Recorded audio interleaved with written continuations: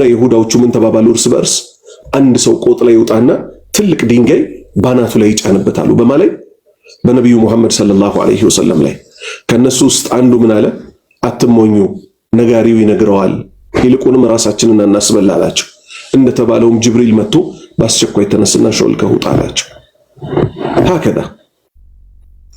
ሀከዛ ቁርአንን ስተሐፍዙት ራሱ ፍሰቶቹ እየያዙላችሁ ለምን መጣ ሲጀምር ስለ በኒ እስራኤሎች እያወራ አላህ ስንት ህዝቦችን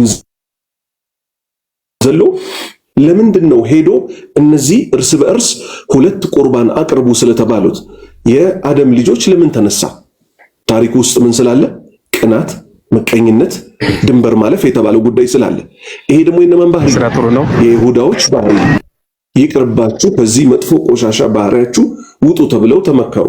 ስለዚህ እኛም ከእንዲህ ከቅናት፣ ከምቀኝነት፣ ሰዎች ላይ ድንበር ከማለፍ ከመሳሰሉት ነገሮች ልንጠነቀቅ ይገባል። መጨረሻው ምን ስለሆነ? ኹስራኑል ሙቢን። 23ኛ ጥያቄ መን ኢብነ አደም፣ የትኛው ነው የአደም ልጅ ወይም የትኛዎቹ ናቸው? አለዛኒ፣ እነሱ ዘከረሁማ፣ አላህ የጠቀሳቸው፣ ተዓላ፣ ከፍ ያለው አላሁ ስብሓነሁ ወተዓላ የጠቀሳቸው፣ ፊል አያ፣ በዚች አንቀጽ፣ አልከሪማ፣ በተከበረችው ላይ ማንና ማን ይባላሉ? ጀዋብ መልስ፣ ሁማ፣ እነሱ እኮ ቃቢል ወሃቢል፣ ቃቢልና ሃቢል ይባላሉ። እነዚህ ሁለት ወንድማማቾች። 24ኛ ጥያቄ ሊማዛ፣ ለምንድን ነው ቀረባ ያቀረቡት አልቁርባን፣ ወደ አላህ መቃረቢያ ይሆናቸዋል የተባሉትን መስዋዕት አቅርቡ የተባሉት ለምንድን ነው? ምክንያቱ ምን ነበር? ጀዋብ መልስ፣ ቀረበል ቁርባን፣ ሁለቱም እኮ ቁርባንን ያቀረቡት ወደ አላህ መቃረቢያቸውን መስዋዕት አቅርቡ ሲባሉ ያቀረቡበት ምክንያት እኮ ሊአነ አላህ፣ ምክንያቱም አላህ አዘነሁማ፣ ስላዘዛቸው እኮ ነው። አላህ ሳያዛቸው አይደለም ያቀረቡት። ሊዩዓሊመሁማ፣ አላህ ሊያስተምራቸው፣ ሊዩዓሊመሁማ፣ አላህ ሊያስተምራቸው ምንን? አነሁ መሆኑን፣ ቢመሳበቲ አሰደቃ፣ ልክ እንደ ሰደቃ እኮ ነው። ልክ እንደ ምንድን ነው? እንደ ሰደቃ ነው። አለቲ፣ እሷ፣ ሰተጅሪ ፊሃ ባዕደሁ ሚነል በሸሪያ፣ የሰው ልጆች ከነሱ በኋላ በዚህ መልክ ነው ወደ አላህ የሚቃረቡት ሰደቃም በማውጣት የሚለው ለማሳየት ነው ይሄ ድንጋጌ በሁለቱ መሃል ተደንግጎ የነበረው። ነገር ግን የትም ቦታ ላይ ከስራው በላይ ልንጨነቅ የሚገባው ምንድነው? ስራውን ለአላህ ማጥራት ላይ። ምክንያቱም ኢነማ የተቀበሉ ላሁ ሚን ዒባዲሂ አልሙተቂን፣ አላህ እኮ ስራን የሚቀበለው እሱን ከሚፈሩት ሰዎች ነው፣ ወይንም ደግሞ ለሱ ስራቸውን ከሚያጠሩት ሰዎች ነው። 25ኛ ጥያቄ ማነውዑ፣ ምንድነው አይነቱ? ነው ማለት አይነት ማለት ነው። አልቁርባን፣ ወደ አላህ ያቀረቡት የሆነው አለዚ ቀደማሁ፣ ሁለቱ ወንድማማቾች ወደ አላህ አቅርቡ የተባሉት ምንን ነው ይዘው የቀረቡት? አይነታው ምን ነበረ? ጀዋብ መልስ፣ ቀደማ ከብሸይን፣ ሁለቱም እኮ በጎች ነበር ያቀረቡት። ከብሽ ማለት በግ ማለት ነው። ላኪን ነገር ግን ሃቢል የተባለው ቀደመ፣ ለአላህ እኮ አቀረበ፣ አሕሰነ ኪባሺሂ፣ በጣም ያማረች በግ አቀረበ፣ ፈቱቁቢለ ሚን፣ አላህም ከሱ ተቀበለው። ሌላ ቦታ ላይ ምን ይላል አላህ? ለየናላሁ ለሑሙሃ ወላ ዲማኡሃ ወላኪን የናሉሁ አተቅዋ ሚንኩም። ለአላህ እኮ መስዋዕት ስታቀርቡ ደሙ ስጋውም እኮ ለሱ አይደርሰውም፣ ምክንያቱም ጌታችን አይመገብምና። ነገር ግን የናሉሁ ወደ አላህ እኮ ይደርሳል። አተቅዋ ሚንኩም፣ እናንተ ልብ ውስጥ ያለው አላህን መፍራት ይደርሳል። ምሳሌ ሰውየው አላሁ ስብሓነሁ ወተዓላ 1 ሚሊዮን ብር አላህ ሰጠው። በግተራ ሄደ። ልብ በሉ፣ በግተራ ሄደ። ካሉት በጎች ውስጥ ምርጥ በግ አለ 35,000 ብር የተባለ ለኡዱህያ ለምሳሌ ለአረፋ ሊያርደው ቀንዱ ያማረ ከለሩ ያማረ ሰውነቱ የሞላ ሲስገበገብ ግን በ25,000 ብር ደግሞ ሰውነቱ የከሳ ምናምን ገዛ። ያኛው 35,000 ብር ያወጣው ሰውዬ ለአላህ ስጋና ደሙ ይደርሰዋል ብሎ ነው አይደለም። ጌታዬ ሆይ እኔ ለዚህ ያበቃኸኝ እረዱ ብለሃል። ወደ አንተ ስቃረብ በጣም ውድና እኔን ራሱ በጣም ደስ በሚለኝ ነገር ነው ወደ አንተ ልቃረብ የሚገባው። ሀከዳ ላቡዳ የኩን አልኢባዳ አይደለ? አምልኮ መሆን ያለበት በዚህ ልክ ነው አይደል? ጊዜያችንም ፈአማ መን አዕጣ ያ የሰጠ ምኑን መሰጠት ያለበትን በጠቅላላ ጊዜውን፣ ገንዘቡን፣ ህይወቱን ለአላህ የሰጠ ሰው የት ያገኘዋል? ወለሰውፈ የርዳ የቂያማ ቀን ካላህ በኩል ደግሞ ለሱ በሚሰጠው ሽልማት ምን ያደርጋል? ያገኘዋል።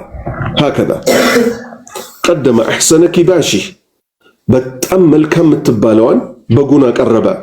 ፈተቁቢለ ሚን አላህ ከሱ ተቀበለው። አማ ቃቢል የተባለው ደግሞ ፈቀደመ ለገሰኮ አስዋአ አስቀያሚ የምትባለዋን ኪባሺ ከበጎቹ መጥፎ የምትባለዋን ፈሩደ ተመለሰበት እኮ አላህ ሳይቀበለው ቁርባኑሁ ወደ አላህ አቅርቤዋለሁ ያለውን እኮ ውድቅ ተደረገበት። ወለም ይተቀበል ሚን አላህ ከሱ በፍጹም አልተቀበለውም። 26ኛ ጥያቄ መል ዓላመቱ ምንድነው መገለጫው? አለቲ ዓረፈ ያወቀበት ቢሃ በዛች ምክንያቷን ያወቀባት ቀቡለ ሰደቃ አላህ ሰደቃው እንደተቀበለው ያወቀበት ምንድነው? የታየ ነገር ነበርን? ጀዋብ መልስ ካነት ለዓላመቱ ምልክቷ እኮ ናረን እሳት ነበረች፣ ተንዚሉ የምትወርድ የሆነች ሚነ ሰማኢ ከሰማይ እሳት ይላክ ነበረ። ፈአክሉሁ ፈተእኩሉ ትበላ ነበረ እሳቷ አልቁርባነ አልሙተቀበል አላህ የተቀበለውን መስዋዕት እሳት መታ ትበላው ነበር። በዚህ መልክ ነበረ አንድ ምጽዋት ወይንም አንድ ቁርባን ተቀባይነት መኖሩ ምልክቱ እኮ በዛ ዘመን በዚህ መልክ ነበር። 27ኛ ጥያቄ ሊማዛ ተቀበለ አላህ ለምንድን ነው የተቀበለው? ቁርባነ አሐዲሂማ ከሁለቱ ያንዳቸውን ቁርባን አላህ ለምንድን ነው የተቀበለው? አንድ ወለም ይተቀበል ሚነል አኸር ከሌላኛውስ ያልተቀበለው በምን ምክንያት ነበረ? 27ኛ መልስ ተቀበለ አላህ እኮ ተቀብሏል አሐደ አልቁርባነይን ከሁለቱ መቃረቢያዎች ውስጥ የአንደኛውን እኮ ተቀብለዋል። ሊአነ ሳሒበሁ ምክንያቱም ያቀረበው ባለቤት እኮ ቀደመ ሃዘል ቁርባን ይሄንን መቃረቢያ እኮ አቅርቧል ሊወጅሂላህ የአላህን ፊት ፈልጎ አተቅዋ የስዱር ሚን ቀልቢሂ ልብ ውስጥ በቋጠራት ቀልብ ከዛች በመመንጨቷ የተነሳ እኮ አላህ ተቀብሎታል። ወአመል አኸር ሌላኛውን ግን ፈለም የኩን ሙተቀበለ ሚን ከሱ እኮ ተቀባይነት አላገኘም ያቀረባትን መስዋዕት ሊአነ ሳሒበህ ምክንያቱም ባለቤቷ ለም ዩቀዲም አላስቀደመም አልለገሰምና ሃዘል ቁርባን ይህንን ልገሳ ሊወጅሂላህ የአላህን ፊት ፈልጎበት ልቡ አምኖበት መልካምን ነገር ወደ አላህ ይዞ አልቀረበምና ነቢዩ ሰለላሁ ዐለይሂ ወሰለም ምን አሉ? ኢነላህ ጀሚሉን ዩሂቡ አልጀማል አላህ ውብ ነው፣ ውብን ነገር ነው የሚቀበለው የሚወደው። ስለዚህ አንተ ወደ አላሁ ስብሓነሁ ወተዓላ መቃረብ ስትፈልግ ከንብረትህ ላይ በጣም በምትወደው ከጊዜህ ላይ በጣም በሚጣፍጥህ ሰዓት ማህወ አለይል እንደመተኛት ለሰው ልጅ የሚያስደስተው ነገር አለ የለም። ያን እንቅልፋቸውን ቆጥበው የተነሱትን ሰዎች አላህ ምን አላቸው? ፈላ ተዕለሙ ነፍሱ ማ ኡኽፊየ ለሁም ሚን ቁረቲ አዕዩኒን ጀዛአን ቢማ ካኑ ያዕመሉን። ለነዚያ ሲሰሩት በነበረው እኮ ከአይን ማረፊያ በኩል የተደበቀላቸውን እኮ ከጀነት ጸጋዎች እኮ አያውቁማል። እነማን ናቸው እነሱ? ተተጃፋ ጁኑቡሁም አኒል መዳጂዕ የድዑነ ረበሁም ኸውፈን ወጠመዓ። በሌሊቱ ክፍለ ጊዜ አልጋዎቻቸውን ጎኖቻቸው ይርቃሉ አለ። ጌታቸውን ሊለምኑት ይነሳሉ። ምን አይነት ልመና?